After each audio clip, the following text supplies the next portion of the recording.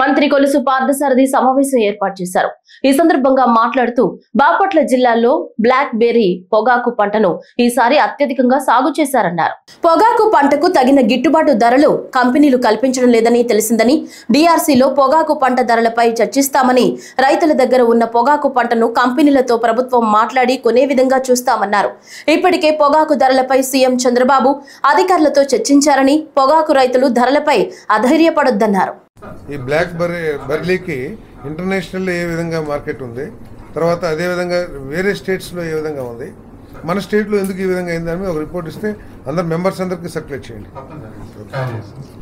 Next irrigation. ఇప్పుడు resolution pass చేసే విధంగా శుక్రవారం రోజున మన స్థాయిలో చేస్తున్నాము. అట్లే 3 జిల్లాల నుంచి కూడా సమాచారం తీసుకుంటున్నాము. అదేవిధంగా జీఓఎం అంటే గ్రూప్ ఆఫ్ మినిస్టర్స్ దగ్గరికి కూడా వీళ్ళని డేట్ తీసుకొని అందరినీ తీసుకొని అట్లనే సార్ చెప్పినట్టుగా ఇన్ఛార్జ్ మినిస్టర్ గారు చెప్పినట్టు క్రిమినల్ కేసెస్ కానీ ఎసెన్షియల్ కమోడిటీస్ ఏదైనా యాక్ట్ కింద మనం ఏమైనా ముందుకు పోగలమా అనేది